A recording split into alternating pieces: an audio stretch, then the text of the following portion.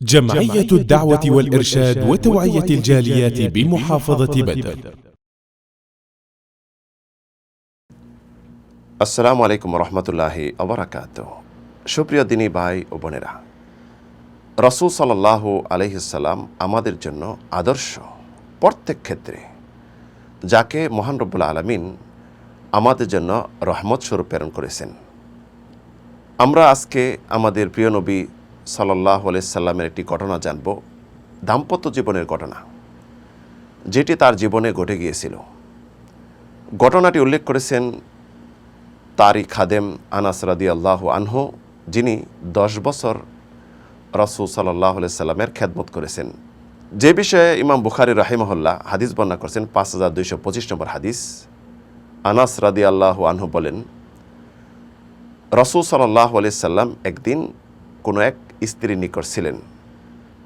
অন্য এক স্ত্রী তার বাসা থেকে চাকরের মাধ্যমে কিছু খাদ্য হাদিয়া হিসাবে রাসূলের জন্য প্রেরণ করলেন। যেই স্ত্রীর নিকট ছিলেন তিনি, ওই স্ত্রী চাকরের হাতে আঘাত করলেন। আঘাত করার কারণে পাত্রটি খাদ্যসহ পড়ে গেল এবং যে পাত্রতে পাঠিয়েছিলেন এই পাত্রটি খণ্ড বিখণ্ড হয়ে গেল।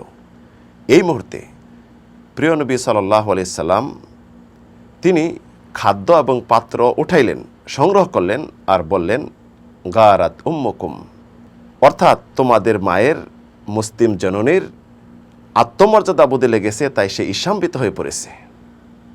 পরবর্তীতে চাকরকে বললেন, তুমি থামো।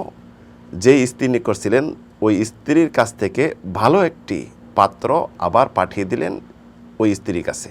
উল্লেখিত ঘটনার পরিপ্রেক্ষিতে আমরা বুঝতে পারলাম রাসূল সাল্লাল্লাহু আলাইহি সাল্লামের ধৈর্য এবং স্ত্রীদের সাথে আচরণ, সৎ আচরণ এবং তাদের প্রতি ভালোবাসা। তিনি চড়ও দিলেন না, বকাও দিলেন না, বরং যেগুলি পড়েছিল এগুলো উঠাইলেন, উঠে সংগ্রহ করলেন নিজের হাতে।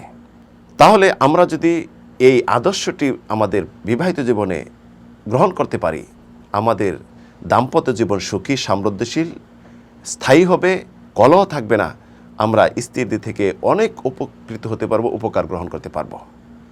সর্বদা জেনে রাখবেন, নারীরা হলো মায়ের জাতি। আল্লাহ রাব্বুল আলামিন তাদের প্রকৃতিগতভাবেই সৃষ্টি করছেন তাদেরকে বক্র হাড্ডি দিয়ে। তাই কিছু বাঁকা থাকবেই। এই বক্রতাকে এত সোজা করতে যান না, সোজা করতে গেলে বিচ্ছেদ হয়ে যাবে। যার জন্য রাসূল সাল্লাল্লাহু আলাইহি সাল্লাম সর্বদা বলছেন, ইস্তাউসু বিন-নিসা খাইরা, তোমরা মহিলাদেরকে সৎ উপদেশ দাও, নারীদেরকে সৎ উপদেশ দিতে বলা হয়েছে। আসুন আমরা আমাদের স্ত্রীদেরকে সৎ উপদেশ দেই এবং তাদের উপর ধৈর্য ধরি। আল্লাহ রাব্বুল আলামিন আমাদের দাম্পত্য জীবন সুখী, সমৃদ্ধশীল এবং স্থায়ী করুক। আমিন, আল্লাহুম্মা আমিন।